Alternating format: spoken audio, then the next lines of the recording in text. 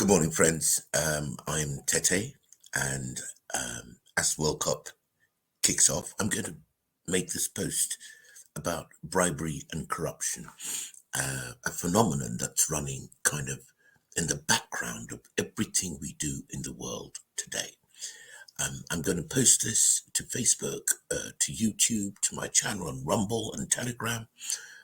Please do like the post and share, comment as you will, because it helps my content to come to the eyes of many more people.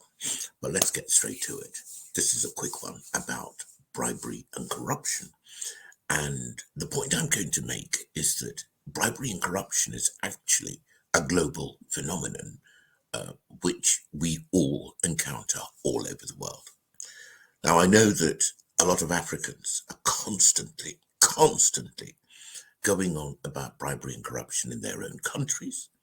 I know that the rest of the world has been keyed and primed and conditioned to view events on that huge continent as driven by corruption, and somehow the natives of that place have also started to imbibe it. But I want to actually share the reality of the situation and demonstrate that bribery and corruption is in the DNA of humanity at the present time, given our level of resonance or our vibration or our way of viewing life. First of all, what is bribery and what is corruption? I'm going to borrow from a system of philosophy that I'm very familiar with. And right from the get-go, I find myself having to justify why I'm doing that.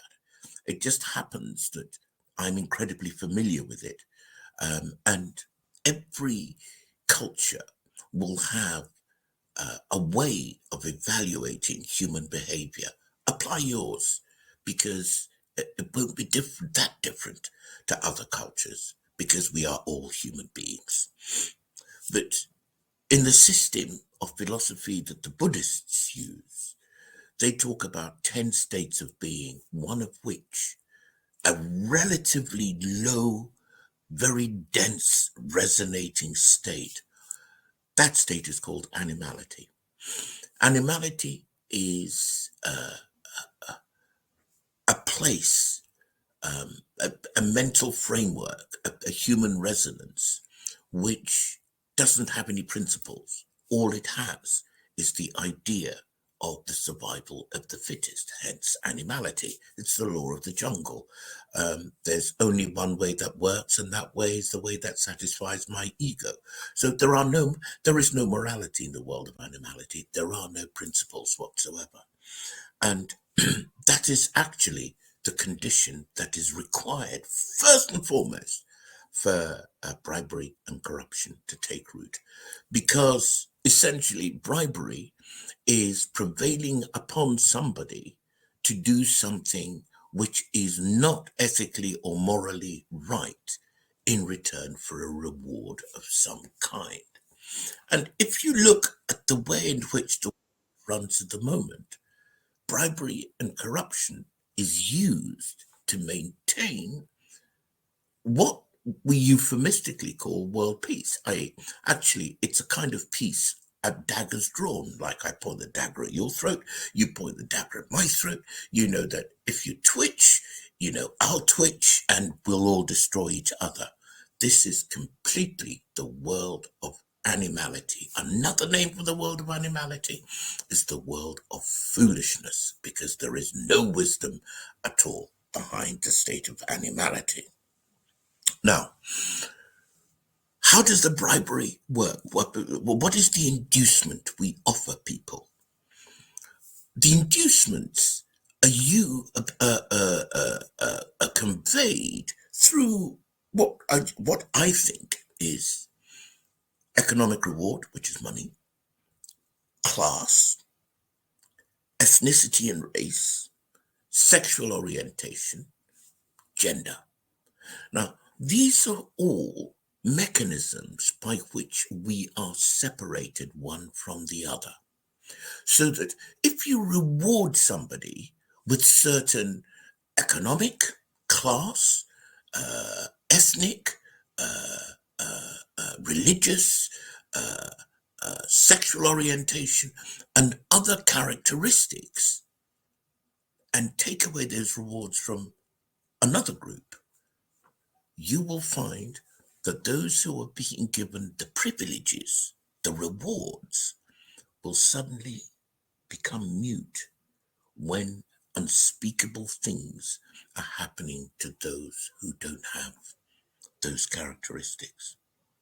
So, bribery and corruption depends on the separation of the general group that I call humanity into little silos. And each of these silos is prevailed upon to war upon the other in return for privilege. And the privileges are doled out, are first of all decided, then they're doled out by a tiny minority of people who control most of the assets. Now, of course, if you and I are constantly at each other's throats, we haven't got time to look up to see that somebody's pulling my puppet strings, somebody's pulling my opponent's puppet strings. And so we're busy trying to do down the other while we are both being controlled by a power or powers which we don't even recognize. All we see is the conflict in front of us. All we see is the privilege that we covet, that the other person has got, and they are totally unwilling to relinquish because it gives them a natural advantage so that they can rule over, predate over, or control us. So that's what bribery is. It is essentially a means of dividing people so that the collective can be controlled. There is no doubt about this. It leads to loss for everybody.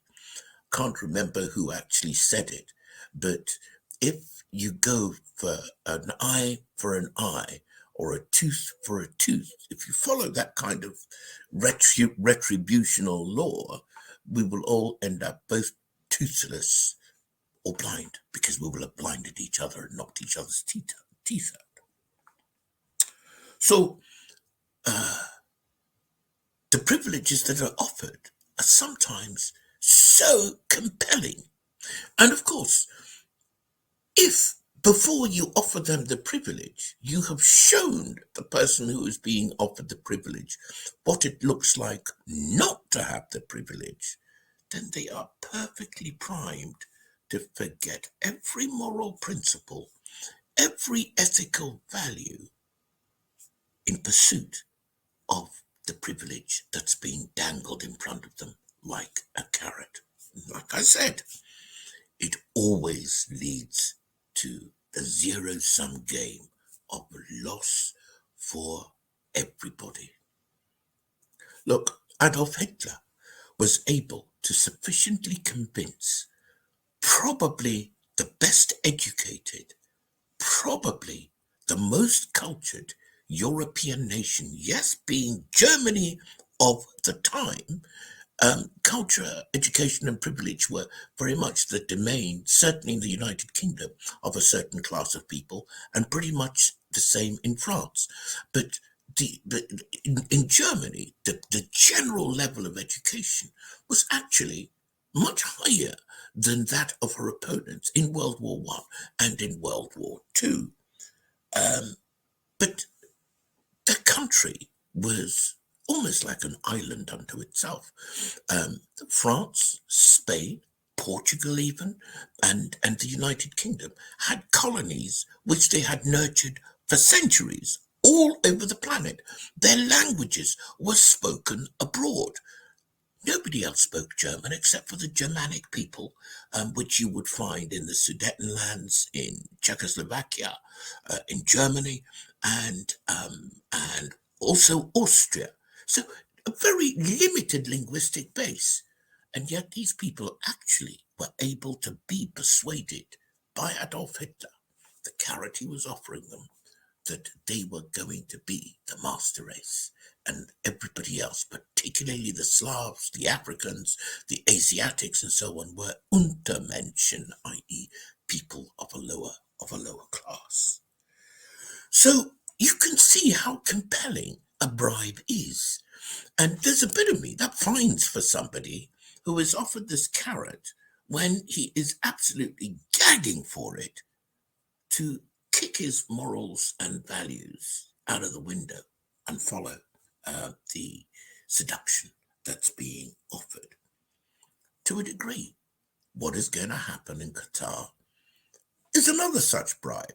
We are all going to be drawn and focused on a game which we all love, and it's going to be for 2, 3, 4 weeks. It's going to be the opportunity for us, even if our countries are kicked out, to be riveted by this public spectacle of a sport which we all enjoy. And it'll make us forget about the strings that are being pulled on all of us, as the wider world in which we live has terrible economic, social, political problems. Note I didn't mention climate, because actually the whole issue around the climate is now the new COVID, is now the new thing which we are being encouraged to be so fearful over that increasingly more and more of our freedoms will be lost to us. Last point I'm going to make about bribery and corruption is that it is predicated on the fundamental belief that you are nobody. Yeah? There are two elements of the bribery conundrum.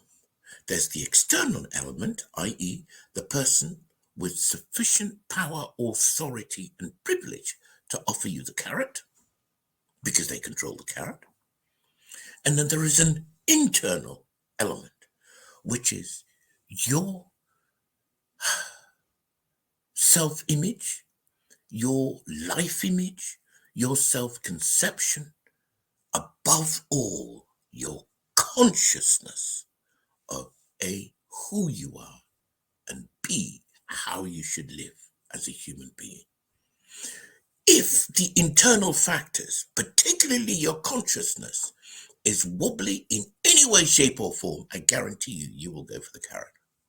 The only thing that stands between you and the carrot is your consciousness, which manifests in part as your system of ethics, your system of morality. Okay. Now, imagine that somebody tells you, look, you could score a 40-yard screamer 60 minutes into a game in which you have been running constantly and are mentally and physically drained in a football game.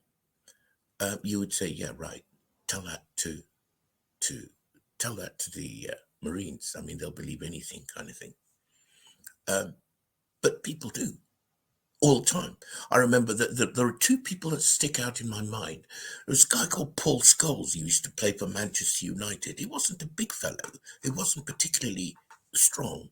He had this thing about timing the way he hit the ball, that he could regularly drive the ball at 80 miles per hour. There was another Brazilian left back. His name was, I think he played for Real Madrid, Roberto Carlos. My goodness. When this man struck the ball, it stayed struck. And he could bend it, curve it, hit it straight, whatever. Honestly, if you got on the end of that, you would probably be knocked unconscious. But the point is that Roberto Carlos, Paul Scholes weren't born with great timing and the ability to strike a ball very hard. It was perfected.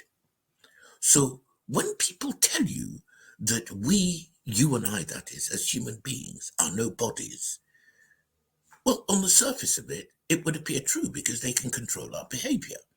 But the more we practice being somebody, the more you start to approximate qualities of consciousness which nobody would believe. Because when I see Roberto Carlos do one of those screamers, I go, how did he do that? It looks like a miracle. No, it's not. It's just cause and effect.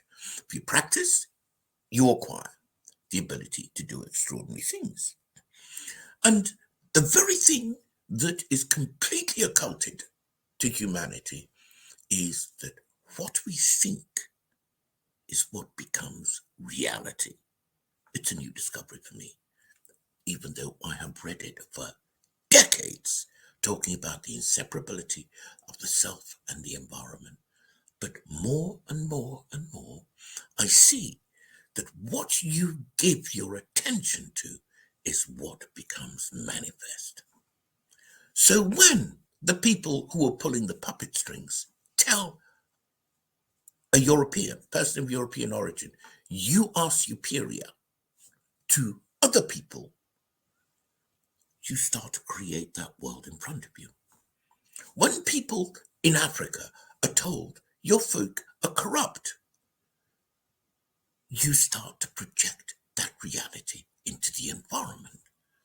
The moment the people of Europe recognize that actually that is what they're projecting is a huge lie, the moment the people of Africa start realizing that what they're projecting is a complete falsehood of the truth of life, everything starts to change.